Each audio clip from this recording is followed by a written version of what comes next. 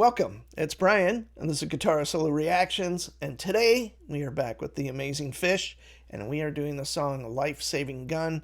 This was from 12/30/23, so not that long ago, a couple of weeks ago, live in New York, of course.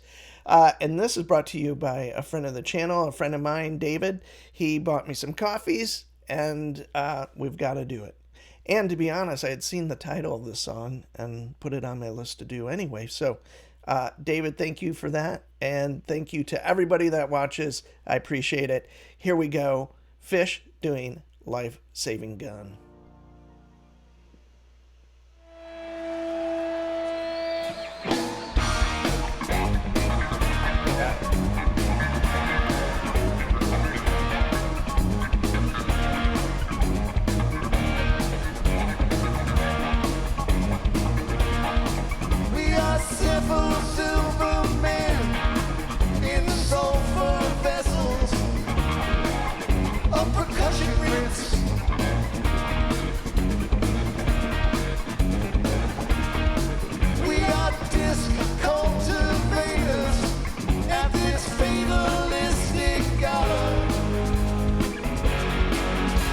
Life-saving gun. Yeah. A life-saving gun. A life-saving gun.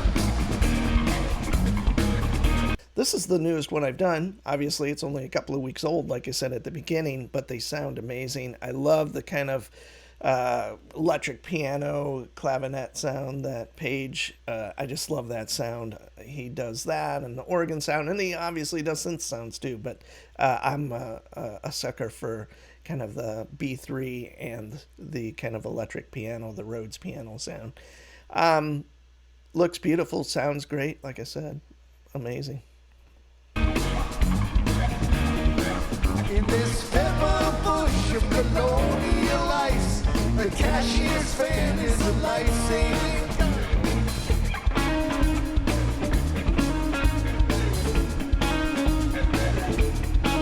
In clustered columns, the vaulted cartridge.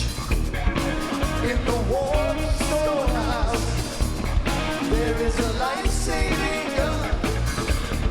There is a life-saving gun. There is a life-saving gun. There is a life-saving bombing warfare life-saving gun. Contact net, life-saving gun. Shoulder mounted, life-saving gun. Cecil laceration, life-saving gun. Sugar bombing warfare, life-saving gun. Percussion rims, life-saving gun. Shoulder mounted, life-saving gun. Lethal laceration, life-saving gun.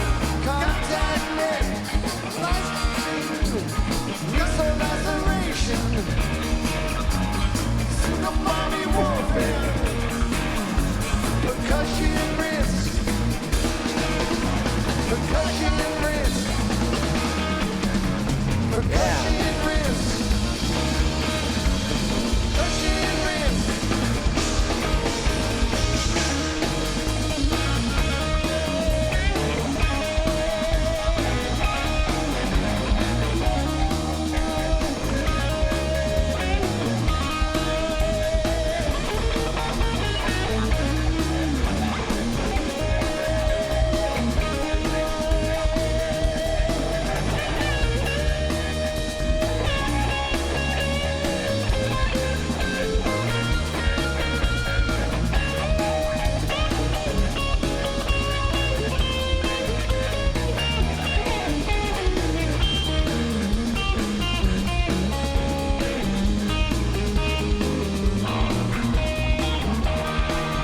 And the B3.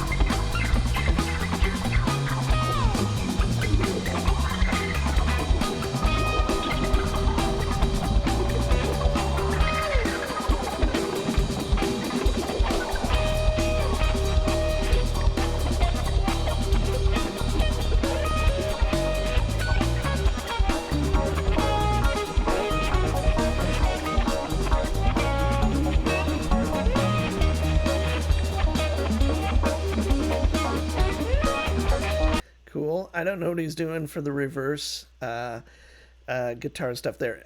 I know he has the boomerang, so it might be that, but I don't know if that does that real time.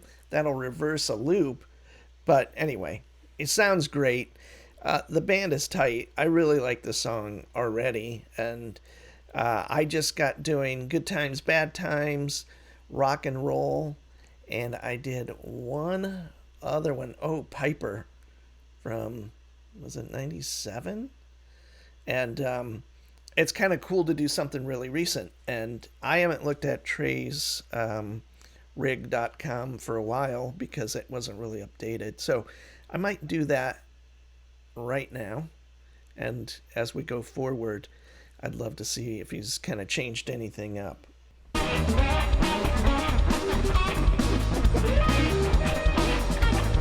Yeah.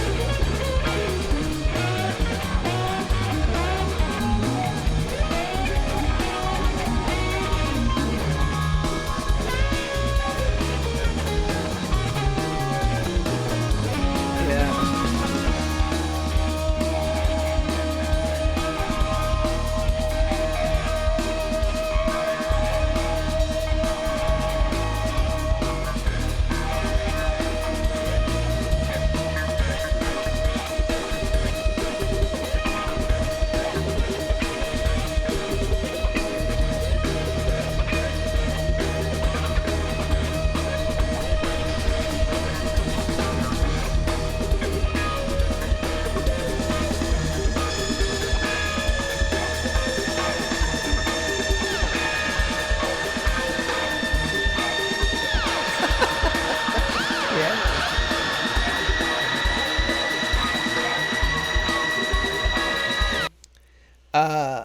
Okay. What is the new bass? Sorum? I think I saw him talking about, or a video where Mike was talking about a new bass, but man, that is cool. It looks like a Spectre and a Warwick all put together, but a 5 string obviously, and using a electric drill.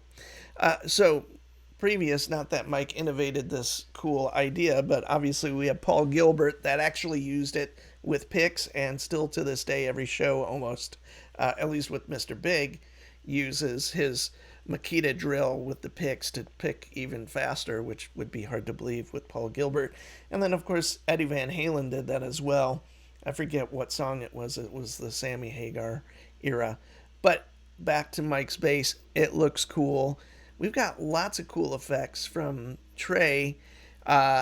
I think at the end of this, there are some new additions to his setup, at least through the summer. So, some cool stuff to talk about gear-wise at the end. Anybody know, we have that picture of Page, or when the Page is kind of framed in the main shot, he's got that Boss pedal. Is that a line splitter? Or what is that? I don't think it's a noise reduction. But I know most, Boss pedals like that don't have 3 knobs like that unless it's like a line thing or something like that. Anyway, if you know, let me know.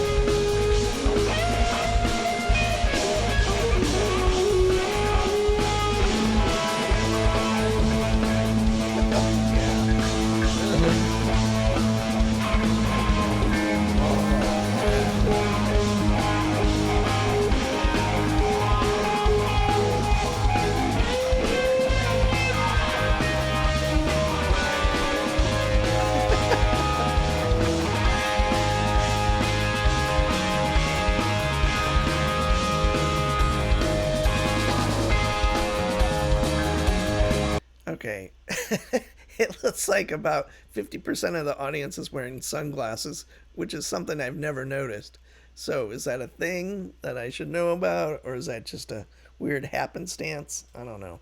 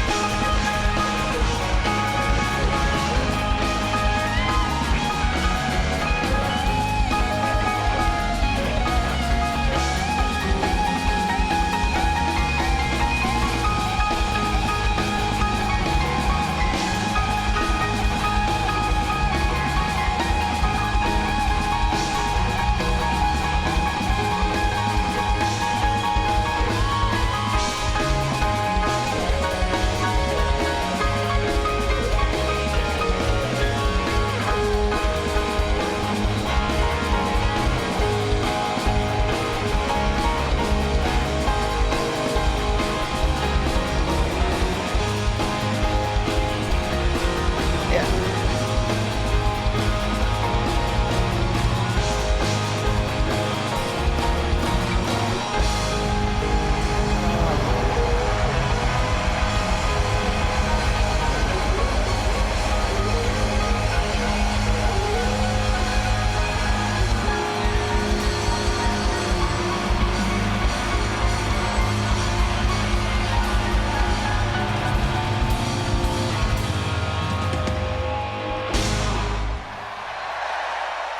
There we have it. Fish doing Life Saving Gun. Thanks, David. And I'm going to say I love that song. It was one of the funnest ones I've done in a while. The energy was great. The build up is great. Great guitar tones. And I'll also say, this is an arbitrary statement, but Mike's tone sounds really, I like that, the tone on this more than some of the other ones where he was using kind of the modulus graphite, that kind of real, I don't know how to define it, but real plucky, kind of real. I always think of it as a modern high fidelity sound or something that really cuts through. And with this, I think there's such an organic band that it always kind of, to be honest, kind of sticks out sometimes, where that's a good thing. And also, to me, when you have a band that sounds just like earthy or something, and I don't know the right descriptor, but having some big round bass sounds like he's getting here makes more sense to me. Again, that could just be this recording, who knows, but it sounded incredible, and I'm happy he's got a new bass. I'm going to look into that. But it was great to also hear John. He was, I mean, incredible playing. I never feel like he gets featured enough from what I watch. and he sounded incredible. So, with that said, so Trey has some new additions, and I was going to comment right before he kind of started into the longer section of the solo, I guess. I kind of got this cool hint of like a Stratty, like an out of phase single coil, or some kind of change in pickups. I mean, that again could be a complete, this kind of show some kind of different effects in the new pedal board to make this happen. I don't know, but it sounded cool. But if you read Trey's rig.com, he it's not really saying what amps he's using, but I see the train wreck on there, some kind of Fender and something else. But he's using a Bruno 112. He's got another Bruno 112 backup. Wow, he doesn't have a lot of cabs. I saw maybe just two, and they were kind of angled up. That's kind of interesting because he usually has quite a bit more than that, or he has in the past. The guitar he was using was Koa number 1. And what's interesting is he's changed pickups. They are a pickup I've never heard of. They're by James Finnerty. It's a Rewind Electric is the name of the company. Excuse me. These pickups are designed in 2021 and installed in guitars kind of right after that. I'd never heard of this. He replaced the wiring harness to like a traditional 50 style, so that would be no coil taps or phase switches or any of that. And they are calling it the TAF, which I'm assuming is, I don't know what it means. I thought maybe it's a homage to Trey's name. They definitely sound good. I mean, again, the thing with pickups, I change a lot of pickups out in my guitars, but I use a lot of gain. Not necessarily in the band I play in, but I'm always looking for bigger, fatter, more distorted tones. But the truth is, most pickups at that end of things, with the high gain, there's not a huge amount of difference. But if you're using, a lot of gain, and the pickups you use are kind of lower output, or maybe you don't use that much gain, they do make a big difference, actually. Humbuckers and single coils, obviously.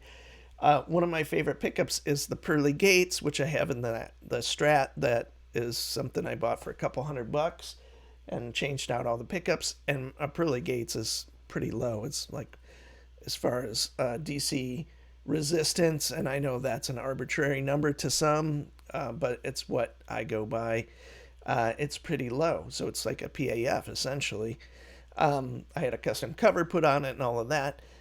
In the Silver Sky, I got kind of a Hot Rails mini humbucker. Yeah, I'm a little bit on the fence with that guitar a little bit and the pickups, but I still use it a lot. But I went out and I bought a Strat because this one needs a fret job. I thought, well, instead of $400, I'm gonna see if I can find one for a couple $100, same year or close to the same year, and just play them back and forth till I wear out the original one and get it refretted. And I found one for a couple $100. It's getting some pickups put in it, and it's, I think, a couple years older than this one. So this is mid 90s, I think, and it's pretty fun to kind of get something, and I'm getting it set up now.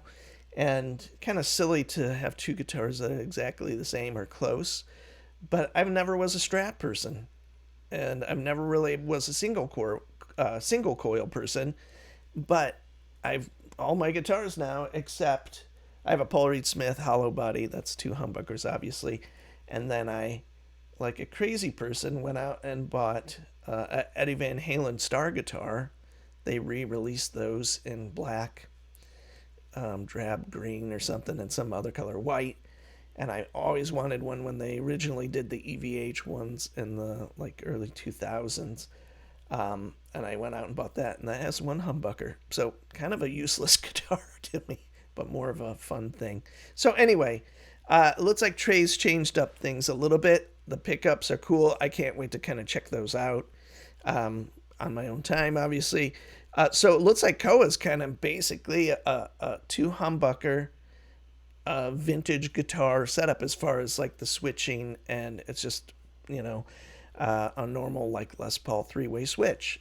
I could be wrong about that, but effects in his rig, two tube screamers, of course, Ross compressor, and then he has something called the Loop Trotter Monster compressor, and I'm not sure what that is.